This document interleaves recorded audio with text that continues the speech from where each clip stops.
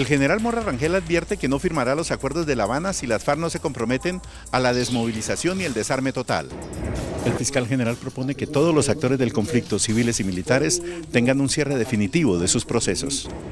El procurador general se enfrenta al gobierno por la definición del delito político y al fiscal general por las penas para los desmovilizados. Correos de Romaña y Carlos Antonio Lozada muestran la estrategia del bloque oriental de las FARC para ocultar sus millonarios bienes. El Ejército Nacional confirma que 2 soldados que habían sido reportados como desaparecidos están secuestrados por las FARC. Gobierno y sindicatos instalan mesa de negociación por paro judicial. Antes del martes se levantaría el cese de actividades. Familias damnificadas en los municipios de Fundación y Aracataca dejó el desbordamiento del río Fundación. Los hogares colombianos tienen una deuda de 142 billones de pesos con el sistema financiero. Se desploma el precio del petróleo en el mercado internacional y llega a sus niveles más bajos de los últimos 4 años. Beckerman anuncia que abrió proceso de renovación en Selección Colombia. Se salva América de la liquidación. Se aprueba acuerdo de reorganización. Recibimiento de héroes a jugadores del Deportes Tolima en Ibagué. Escándalo en Cartagena y en el país por el veto de Raimundo Angulo, director del Concurso Nacional de la Belleza, al cantante cartagenero Mr. Black. Su presentación fue eliminada de la agenda real. Los esperamos al final de la emisión con esta polémica desde el Centro de Convenciones de Cartagena. Ya nos vemos. Buenas noches. Nuestros temas de hoy. 1. Revuelta de senadores. 2. ¿Por qué hay paro en el Senado? 3. Reaparecen los ñoños. Y tengo ñapa. El grave error de pronunciación de una alta funcionaria. 1, 2, 3 y mi ñapa frondiosa al cierre.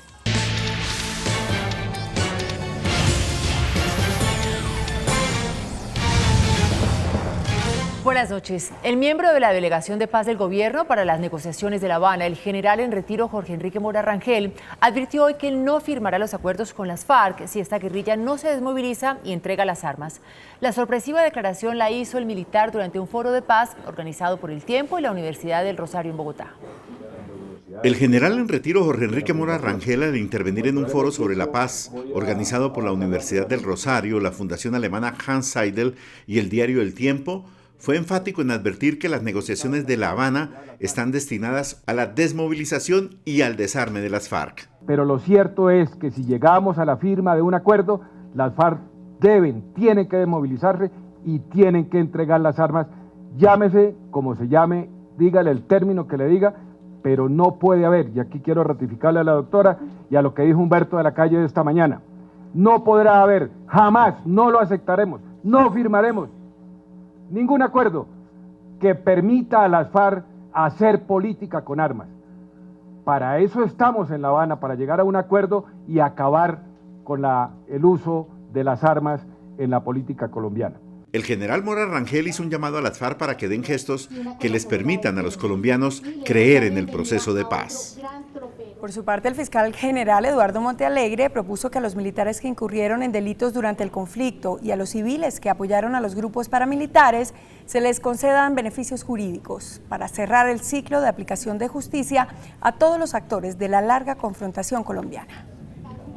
El fiscal general Eduardo Montealegre afirmó que los miembros de la fuerza pública que incurrieron en delitos en razón del conflicto, excepto por los falsos positivos, deben ser beneficiados con la justicia transicional para reducción de penas. Creo que la norma constitucional deja abierta esa posibilidad de que, en términos de investigación y juzgamiento de miembros de la fuerza pública también pueda centrarse en máximo responsable y solo en las violaciones más graves a los derechos humanos. También pidió una justicia especial para los civiles que apoyaron a los grupos paramilitares. O sea que frente a ese sector que aún no ha entrado, que fue todo el entorno del paramilitarismo, que si los llevamos a justicia normal podrían ser condenados a penas de 10 o 15 años, inclusive condenados por delitos de lesa humanidad en términos de justicia ordinaria, creo que frente a ellos debemos entrar en un proceso de sanciones extrajudiciales. El fiscal general ratificó su tesis de aplicar un cierre jurídico para todos los actores del conflicto una vez se hayan hecho las investigaciones y se hayan cumplido todas las sentencias. El jefe de la Delegación de Paz en La Habana, Humberto de la Calle, propuso por su parte abrir un debate sobre la redefinición del delito político, porque en su concepto, en los últimos años, la jurisprudencia lo ha restringido. El exministro Humberto de la Calle Lombana sorprendió al auditorio del Foro de la Paz en la Universidad del Rosario al proponer la redefinición del delito político. Ese es un instrumento todavía necesario. Lo que ha ocurrido es que, repito, se ha presentado una especie de vaciamiento del delito político que ha quedado reducido a un instrumento extremadamente limitado y muy alejado de la realidad del conflicto militar. Por lo tanto, deberíamos hacer nuevamente los colombianos una discusión sobre la vigencia del delito político en un momento de transición. El exministro de la Calle notificó que en Cuba el gobierno no está pactando la refundación de la patria ni entregando el Estado Social de Derecho. El procurador general Alejandro Ordóñez se opuso enfáticamente a la propuesta del exministro de la Calle para redefinir el delito político y advirtió que las normas nacionales e internacionales prohíben extender a esa categoría los delitos atroces o de lesa humanidad.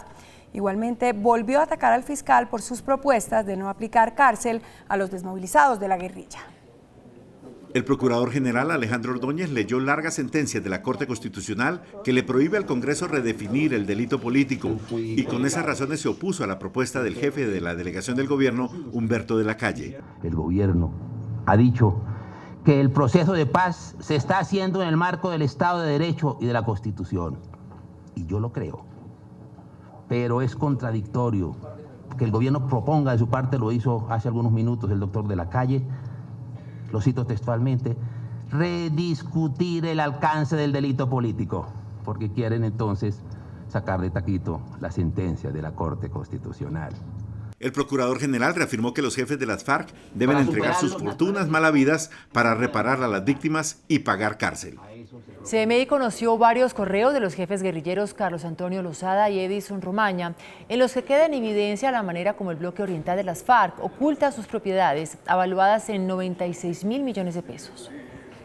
Los correos que los jefes guerrilleros se cruzaron a finales del 2012 detallan el valor de las propiedades del bloque oriental que ellos mismos calculan en 96.000 millones de pesos. Además de hacer un inventario de sus tierras, cabezas de ganado y maquinaria, trazan una especie de estrategia para evitar que su fortuna sea detectada por las autoridades. Algunas de ellas es valerse de civiles para entregarles el control de estas propiedades y evitar poner al frente de las mismas a personas conocidas por pertenecer a las FARC, además de poner en venta aquellos bienes descubiertos por los organismos judiciales para legalizarlos e invertir el dinero en actividades rentables. Las comunicaciones sobre la onerosa fortuna del bloque oriental y su estrategia para protegerla se conoce luego de que la revista Forbes revelara que las FARC es la tercera organización al margen de la ley más rica del mundo. Al respecto, el procurador Alejandro Ordóñez dijo que ya había advertido sobre el tema. Es indudable, lo vuelvo a repetir, estamos ante una gigantesca operación de lavado de activos sin antecedentes en la historia de la humanidad. Y por eso nos han graduado como enemigos de la paz. El bloque oriental ha empezado a lucrarse de actividades ilegales en torno al petróleo para incrementar sus recursos. A través de un comunicado, el Comando General del Ejército reveló que los 2 soldados profesionales que estaban desaparecidos desde el fin de semana en Arauca fueron secuestrados por las FARC.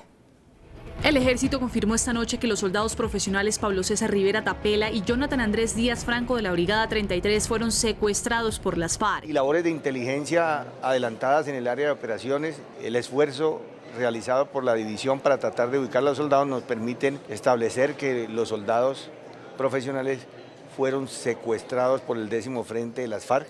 Las FARC rompen ese compromiso que habían establecido de no secuestrar más ciudadanos. Tanto la institución como el ministro de Defensa rechazaron el plagio de los soldados quienes habían sido reportados como desaparecidos esta semana tras los combates que se registraron en zona rural de Tame, Arauca con el grupo guerrillero durante el pasado fin de semana. Los hechos también dejaron un soldado muerto y 3 más heridos. La Comisión Interamericana de Derechos Humanos aceptó estudiar la demanda interpuesta por el general en retiro Jaime Uzcategui, condenado a 37 años de cárcel por la masacre de Mapiripán. José Jaime Uzcategui, hijo del general condenado por la masacre ocurrida en 1997, celebró la decisión de la CIDH a la que acudieron hace 11 años denunciando violación al debido proceso. Pues nos da una luz de esperanza porque llevamos 15 años sufriendo los atropellos de la justicia colombiana y ahora es la justicia internacional la que nos da la razón abriendo un expediente formal contra el Estado colombiano. La defensa del general solicitará medidas cautelares para el alto oficial y tendrá 4 meses para probar sus acusaciones a la justicia colombiana. Así que acudiremos a ese mismo mecanismo para que de forma pronta y diligente la comisión tome cartas en este asunto y ojalá se ordene la libertad inmediata del general Uzcategui, porque se haría justicia. Para la defensa del general Uzcategui, la Corte Suprema de Justicia lo condenó cuando el caso ya había prescrito. Los sindicatos que adelantan el paro judicial desde hace más de un mes adelantaron una marcha esta noche por las principales calles del centro de Bogotá. Sin embargo, con el gobierno ya llegaron a un acuerdo para instalar una mesa de diálogo que permita ponerle fin al cese de actividades que cumple más de un mes. La marcha de antorchas que se llevó a cabo esta noche hasta la Plaza de Bolívar de Bogotá fue la antesala de la mesa de negociación que se instalará mañana entre los sindicatos, la Judicatura y el Gobierno Nacional. Mañana mediremos inicialmente la voluntad política del gobierno. Esto es un tema netamente presupuestal, es decir, es un tema netamente de recursos. El sistema carcelario requiere 4,5 billones de pesos, así lo dijo el doctor Alfonso Gómez Méndez, para resolver este problema. El paro se levantaría en los próximos días. Mañana se puede levantar, hay luz amarilla, la luz verde es cuando se entregue y que haya voluntad política del gobierno. Mañana o a más tardar el martes podríamos estar hablando de un levantamiento del paro. La primera reunión de esta mesa se llevará a cabo mañana a las 8 de la mañana en el Ministerio de Hacienda. 7.000 familias damnificadas deja el desbordamiento del río Fundación en el departamento del Magdalena. El IDEAM emitió una alerta roja y alertó por el aumento de lluvias en la región Caribe.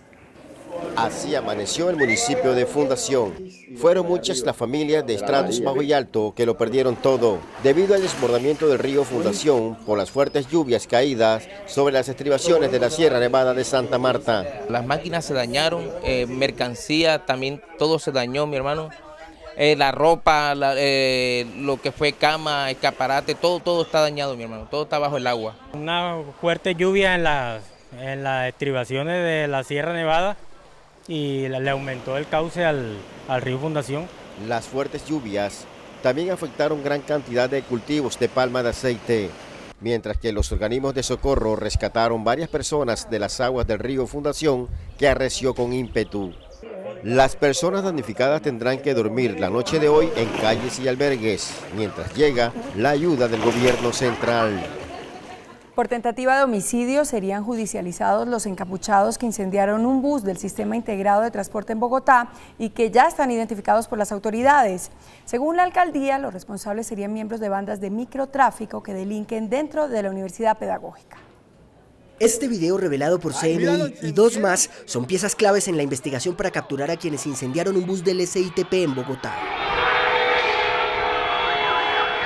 Mafias que venden droga dentro de la Universidad Pedagógica estarían detrás del ataque.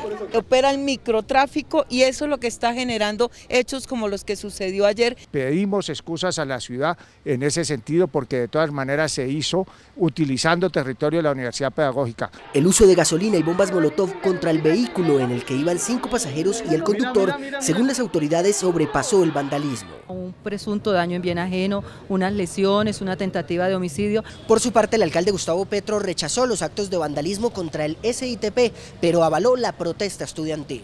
El violento se le castiga por violento, pero la protesta en sí misma, si es pacífica, es un derecho. Por lo menos 6 personas estarían involucradas en el brutal acto de violencia. La presidenta del Consejo de Estado, María Claudia Rojas, respondió los reclamos de la Corte Suprema sobre la congestión de tutelas en el alto tribunal por cuenta del paro judicial. En carta enviada a su colega Gabriel Miranda, la magistrada Rojas ofrece disculpas por el malentendido que se originó al afirmar que la Corte Suprema de Justicia no estaba recibiendo tutelas. Ella dijo: porque todas las acciones de tutela que llegan a la Corte Suprema nos las están enviando a nosotros.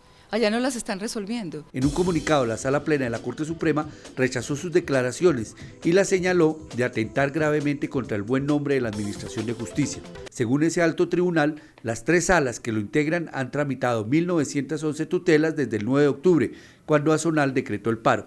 La magistrada Rojas aseguró en su misiva que sus afirmaciones se basaron en informes que recibió de la Secretaría General del Consejo de Estado. Tras conocerse que el contralor Edgardo Maya reabrió el proceso de responsabilidad fiscal contra la concesión del aeropuerto El Dorado, el gerente de Opaína, Andrés Ortega, respondió que no existió un detrimento patrimonial y dijo que está dispuesto a colaborar con la investigación. El proceso de responsabilidad fiscal contra la concesión del aeropuerto El Dorado, que había sido archivado en octubre, vuelve a cobrar vigencia por orden del despacho del Contralor General. El gerente de Opaín señaló que está dispuesto a colaborar con la investigación y demostrar que no hubo un daño patrimonial al Estado, estimado por la Contraloría en 4.761 millones de pesos. El Contralor nuevo quiere verificar que efectivamente se estén haciendo las cosas como es. En una auditoría, la Contraloría encontró presuntas irregularidades frente al manejo de los recursos públicos del contrato de concesión celebrado entre la Aeronáutica Civil y Opaín. Reconocimos una sugerencia de la Contraloría de pasar todos los recursos a través del fideicomiso principal y empezamos a hacer eso en el 2011. El ente de control investiga además que se hayan concedido a los subarrendatarios del terminal de carga 2 meses de gracia para realizar obras de adecuación. El precio del petróleo a nivel internacional cayó a su nivel más bajo de los últimos 3 años. La cotización del barril se situó en $74.21. Nueva caída registró el precio del petróleo en los mercados internacionales, llegando a su nivel más bajo de los últimos 4 años. Este jueves se cotizó a $74.21 el barril, lo que representa una caída de alrededor de $3. Lo que sí es cierto es que la economía está preparada para lidiar con unos precios más bajos, las inversiones van a seguir y tendremos que ver, dependiendo de lo que pase con los precios, si hay más ajustes. La baja demanda por la autosuficiencia de Estados Unidos y la crisis de Europa son las razones del desplome en el precio del crudo. La caída está en el presupuesto de Ecopetrol. Podemos decir que respecto a lo que son nuestros precios presupuestales, todavía, digamos, estamos dentro del nivel de precios presupuestales. Se estima una mayor caída para las próximas semanas. Y el precio del bolívar también se desploma. Hoy la cotización de la moneda venezolana cayó por debajo de los 18 centavos. A 18 centavos con 90 es la cotización más baja del bolívar en toda su historia. A este precio llegó hoy a las casas de cambio de la ciudad. A medida que la moneda baja ya, menos probabilidades hay de que nosotros podamos vender para allá. Más bien todo lo contrario, de que la gente se nos siga yendo allá a comprar. Todos los sectores comerciales de la ciudad se han visto afectados con la depreciación de la moneda venezolana. Bolívares llegan, pero no hay salida. Entonces, debido a eso, es muy poca la ganancia que dejan los bolívares.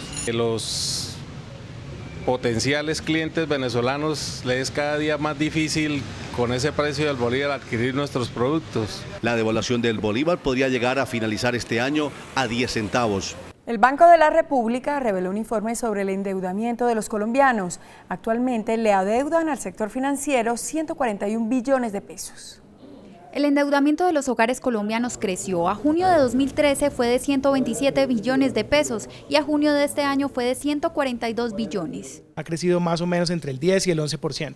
El informe sobre estabilidad financiera del emisor señala que el 67% corresponde a créditos de consumo y el 33% a obligaciones de vivienda. La cartera de consumo en general, el mayor rubro está asociado a libranza, seguido de lo que vienen siendo las tarjetas de crédito y la libre inversión. De cada 100 pesos que reciben los hogares colombianos, 22,6 pesos se destinan a pagar sus deudas. El Banco de la República asegura que hay espacio para el endeudamiento de los hogares colombianos, pero este es un momento en el que debe ser moderado por la época de Navidad. El índice de capitalización de la bolsa cerró a la baja. Tras la caída del precio internacional del petróleo a niveles de $74 el barril, las acciones de Ecopetrol, Canacol Energy y Pacific Rubiales se vieron afectados el día de hoy en la Bolsa de Valores de Colombia. Analistas creen que el precio del petróleo podría tocar en el corto plazo los $70 el barril. Hoy el índice Colcap de la Bolsa de Colombia cayó 1,06%. Sin dividendo, Corfi Colombiana fue la acción más valorizada, ganó 2,56%. Canacol Energy fue la acción perdedora del día, cayó 14,77%. Ecopetrol fue la acción más transada, hoy movió 26.400 millones de pesos. El precio del dólar ganó 17 pesos. Indicadores económicos del día en CMI. La tasa representativa del mercado dólar-peso que regirá para mañana viernes será de 2.133 pesos con 3 centavos. Los profesionales del cambio compran el dólar en promedio en 2.000 pesos y lo venden ahora en 2.040 pesos. Un euro cuesta 2.644 pesos con 95 centavos. La libra de café colombiano en Nueva York cerró en $1.88. La libra de azúcar en el mercado internacional cerró en 16,1 centavos de dólar. Un barril de petróleo WTI cuesta $74 con 21 centavos. Una acción de Ecopetrol cuesta $2.635 pesos. Y en conferencia de prensa, Pekerman aclaró hoy el porqué de la citación de jugadores locales. Ya volvemos. A pesar de ser uno de los artistas más destacados del momento del Concurso Nacional de la Belleza, sus éxitos musicales no le parecieron apropiados. Les hablamos de Mr. Black y la polémica por la cancelación de su presentación. La historia después de comerciales, desde el Centro de Convenciones de la Heroica.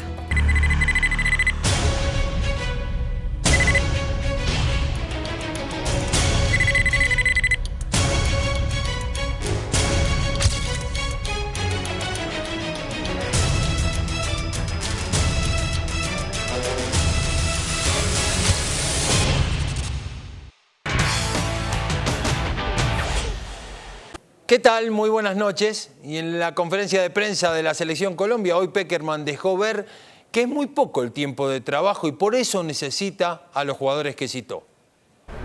Previo al partido frente a Estados Unidos en Londres, Pekerman habló de la nueva convocatoria. Para nosotros son muy importantes cada minuto, cada hora que tenemos, porque este es el trabajo que necesitamos para crecer. Señaló que la selección está en una etapa de renovación. Hay 14 jugadores que por uno u otro motivo no han jugado habitualmente, no han sido titulares permanentemente. Entonces, esta es una etapa de renovación. Fue muy claro sobre el llamado de algunos jugadores, pese a las quejas de equipos del fútbol colombiano. No hay que declinar nunca una convocatoria a la selección. Y yo agradezco la predisposición de que ni los clubes ni los jugadores, los jugadores están acá. Mañana Colombia enfrentará a Estados Unidos en Londres a las 2:45 de la tarde. Y atención que fue aprobado el acuerdo entre el América y sus acreedores para que el club pague las obligaciones que ascienden, escuche bien, a 13.400 millones de pesos y la va a empezar a pagar a partir del 2017. El acuerdo de reorganización fue bien recibido por el presidente del América, Oreste Sangiovanni, quien aseguró que a partir de 2015 empezará la capitalización del equipo. Ojalá que eso nos coincida con un ascenso, que es lo que estamos buscando, y con certeza absoluta la hinchada en ese momento responderá, se capitalizará, podrá ser dueña de su club. Los acreedores laborales expresaron su inconformidad al enterarse que lo que se les adeuda se les empezará a pagar a partir de 2017. Pronto no era lo que esperábamos, lógicamente siempre nosotros pensando en América y más los que venimos trabajando desde hace años, a esperar hasta el 2017, 2018, la verdad que es duro para nosotros, para nuestras familias, pero bueno, esperemos que por el contrario pues América salga adelante y que todo esto se acorte. La Supersociedad estableció que el plazo de pagos tendrá vigencia hasta el año 2035. Y en partido adelantado de la segunda fecha de los cuadrangulares finales se enfrentaron en Medellín Nacional y Huila. Y el gol, Copete, se la da a Guisao y remate de afuera violento para el 1-0 final. Nacional arranca los cuadrangulares con pie derecho. 1-0 le ganó al Huila, el domingo enfrentará a Santa Fe en el Campín.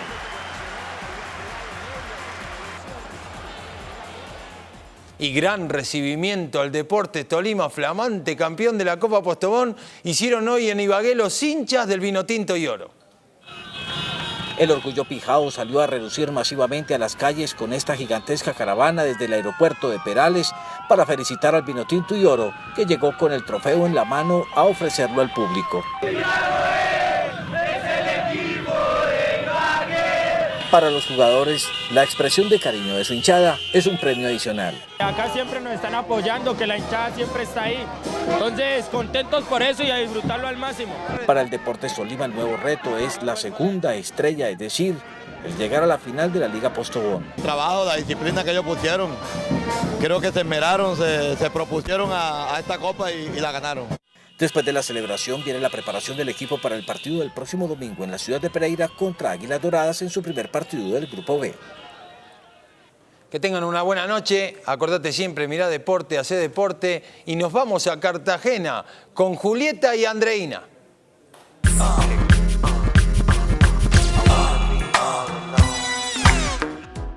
Hola, muy buenas noches. Los saludamos desde el Centro de Convenciones de Cartagena de Indias con una cobertura especial del Reinado Nacional de la Belleza y me acompaña mi compañera Julieta Piñeres. Y comenzamos con una polémica que rodea a este concurso, pues su director Raimundo Angulo ha vetado a uno de los músicos de esta tierra con mayor éxito en el país. Mr. Black, autor de reconocidas canciones como El Serrucho y Bandida, es el protagonista de esta historia, pues ha quedado eliminado de la agenda real. Tú eres bandida, la mujer que jugó con mi vida, poco a poco tú me ilusionaste. Una verdadera polémica se ha generado en Cartagena debido a que el Concurso Nacional de Belleza no autorizó la presentación del cantante cartagenero Mr. Black en el evento que eligió el cuerpo más lindo del certamen. Él me dice que en la presentación yo no tenía que cantar ni Bandida ni Serrucho. Ya había 3, 4 días ensayado y me avisan a las 9 de la noche del martes, porque la presentación era ayer miércoles. Esta noche doy serrucho, serrucho, serrucho, y esta noche doy serrucho, serrucho, serrucho, y esta noche doy serrucho. Ni El Serrucho ni Bandida se cantarán en los eventos del Concurso Nacional de Belleza, así lo confirmó Raimundo Angulo, presidente de la organización. Yo no permití la música de la Bandida y el Serrucho, porque además querían hacer una coreografía con el Serrucho. Eso no cabe. No caben ni los bandidos ni los serrucheros en el Concurso Nacional de Belleza. Entre tanto, varios sectores de la ciudad calificaron de racista y discriminatorio el veto hecho al cantante de champeta. Ay mamá, yo soy su carpintero. Ay mamá. Aprovecha tus quincenas en Hamburguesas El Corral y agranda gratis tu menú mañana 14 de noviembre usando tus tarjetas Mastercard y débito maestro. Y parte crucial de la polémica es que Mr. Black ha sido uno de los exponentes por excelencia del género musical local más reconocido, la champeta. Además de ser número 1 en emisoras radiales con éxitos como Bandida, El Serrucho y Apretadito en el Pick-Up, Mr. Black es considerado el único cantante de este género en Colombia que más canciones ha grabado y se mantiene vigente en el mercado musical. Por eso es llamado el presidente de la champeta. Del barrio popular Olaya Herrera, en Cartagena, donde nació, llevó este género a cada rincón del país, poniéndolo de moda con fusiones de electrónica y folclore. Desde 1998 ha trabajado para darle una importancia a este género cartagenero. Incluso creó la escuela Los Tigres Bravos para formar musicalmente a jóvenes en condición de riesgo. En los bancos Aval te damos opciones para que hagas gratis tus transferencias a través de nuestras páginas web a cualquier parte del país. Elige los bancos Aval, Grupo Aval, más que un banco. Al margen de esta polémica, hoy se vivieron momentos de alegría y fiesta aquí en el Concurso Nacional de la Belleza. Así es, pues se llevó a cabo el tradicional desfile folclórico. El desfile folclórico, que ha tomado el nombre de Desfile de la Independencia, es la fiesta del encuentro entre el pueblo y las reinas, entre las candidatas a la corona con el concurso nacional y las del reinado popular, y entre el pasado y el presente. Una réplica de la tradición, pues el bando, como se le conoce popularmente, de ser un acto solemne en la antigüedad, pasó a ser una fiesta. Las reinas pusieron todo su empeño en demostrar, además de sus atractivos físicos, su espíritu alegre y amable. Danzas tradicionales y comparsas acompañaron la parada que recorrió la Avenida Santander. Y ahora les tenemos una recomendación, pues llegó la nueva forma de imprimir con EcoTank. El sistema económico y original de tanque de tinta Epson. Puedes imprimir hasta 4.000 páginas en negro o 6.500 a color con el set de botellas de tinta que recargas muy fácilmente. Es como si la tinta fuera inagotable. Bueno, Julieta, entremos en materia. En la emisión de las 7 les dijimos cuáles son nuestras 10 favoritas, sin embargo, solo 5 pueden entrar en el ramillete real. Así que comenzamos con la señorita Huila. Laura María Saavedra Gómez, esta joven de 22 años, se roba las miradas por poseer una belleza fresca, natural, sin esfuerzo, una sonrisa franca que ilumina su rostro y un cuerpo saludable y bien proporcionado. Y continuamos porque yo le apuesto a mi paisana, la representante del departamento del Bolívar. Alejandra Camacho Piñeres sin duda tiene uno de los rostros más hermosos de este año y por qué no decir de los 80 años del concurso. Es además una mujer de una conversación inteligente, transmite madurez. Y seguimos. Seguramente han escuchado hablar de ella, pues es una de las grandes favoritas desde el inicio del concurso. Se trata de Ariadna Gutiérrez. Señorita Sucre, una mujer que revalida la belleza latina ante el mundo. Ella ganó como el mejor rostro y es la reina de la policía. Tiene todo para representar a Colombia en el Miss Universo. Ojo, Andreina, hay que tener mucho cuidado porque no siempre la favorita se lleva la corona en este certamen. Muy cierto. Pero sigamos con nuestra lista, es el turno para la candidata de Norte Santander. Natalia Guzmán Contreras, esta morena de 20 años, tiene una belleza clásica, ojos grandes y rasgos imponentes. Es además de las más altas del certamen. Y la representante de Bogotá completa el grupo de nuestras 5 favoritas. Esta mujer es la más alta del concurso. Viviana Dávila Giraldo ganó la distinción del mejor cuerpo. Tiene unas piernas admirables y una tonificada figura. Y agradeciendo al Centro de Convenciones por este espectacular escenario en Cartagena, nos despedimos. Mañana mucha más información del Concurso Nacional de la Belleza. Chao. Chao. Después de la pausa, nuestros temas de hoy. 1. Revuelta de senadores. 2. ¿Por qué hay paro en el Senado? 3. Reaparecen los ñoños. Y tengo ñapa. El grave error de pronunciación de una alta funcionaria. 1, 2, 3 y mi ñapa frondiosa después de comerciales.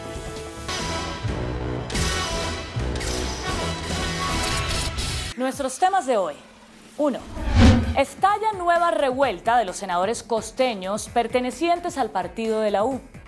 Digo nueva porque la primera rebelión ocurrió cuando el presidente Santos designó a su nuevo gabinete y calificó como representantes del partido de la U a los ministros Gina Parodi, Cecilia Álvarez y Gabriel Vallejo. Los dirigentes de la U aseguraron que nunca ninguno de los tres fue activista de ese partido. El bochinche pasó cuando el presidente se indignó por la protesta. Ahora estalló una nueva rebelión costeña y se vislumbra que, así como hay un paro judicial y un paro del IMPEC, los costeños están en paro legislativo. Protestan porque dicen que no sienten una representación política en el gobierno como la que se ha dado a Cambio Radical y al liberalismo, y alegan que el partido de la U fue mayoría en las elecciones y logró más del doble de parlamentarios que Cambio Radical y que a pesar de ello no está recibiendo ni siquiera el tratamiento que, según ellos, el presidente le da a Cambio Radical. El martes pasado comenzaron su operación. No asistieron a la plenaria para demostrar que, sin ellos, el Senado no funciona. Evidentemente, no funcionó. Levantaron la sesión por falta de quórum. Anoche no asistieron y no hubo sesión. 2. ¿Qué fue concretamente lo que provocó el paro legislativo de los senadores costeños del partido de la U? Vean la historia para que comprendan cómo se hace a veces la política. Hace un par de días, los senadores del Centro Democrático amenazaron con retirarse de la sesión y romper el quórum si el gobierno no aceptaba manejar públicamente los cupos indicativos, que son partidas presupuestales para obras en las regiones en las que inciden parlamentarios. Dicen que el gobierno aceptó y por eso el uribismo permaneció en el recinto haciendo quórum para salvar el presupuesto. Los de la U resolvieron hacer igual. Contestan a lista, pero se retiran. Esperan que así como el gobierno llamó al Centro Democrático a un acuerdo, también llame a la U. Por supuesto que las peticiones de los senadores de la U son totalmente distintas. 3. Para que vean cómo es la política, como dijo Inés María, esa parálisis del Senado tiene ese origen y se ha sumado otro ingrediente. Los senadores Bernardo Elías, conocido como El Ñoño, y Musa Besaile presentaron al gobierno un candidato para la dirección de FONADE. El gobierno halló que el candidato de los ñoños no llenaba mínimos requisitos y su nombre fue rechazado. Pues los ñoños zapatearon y decidieron promover el paro que gozosos apoyan los senadores costeños de la U. Tengo ñapa.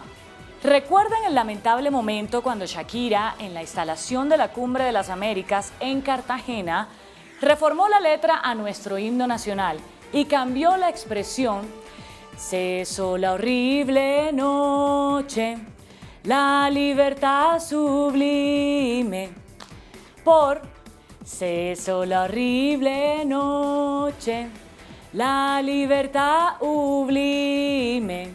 Pues bien, lo que ocurrió hoy a nuestra presidenta de ProColombia, antiguo ProExport, María Claudia Lacutir, fue peor.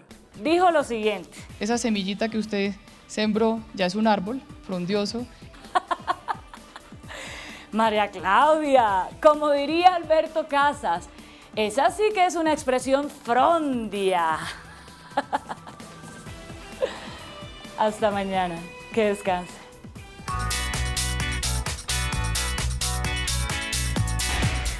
¿Está usted de acuerdo con que si hay paz, los militares y civiles comprometidos en el conflicto reciban también beneficios jurídicos como se planteó hoy en el foro? Sí, 83%. No, 17%. ¿Está usted de acuerdo con que si hay firma de paz, haya desmovilización de la guerrilla e inmediata entrega de armas? Sí, 98%. No, 2%.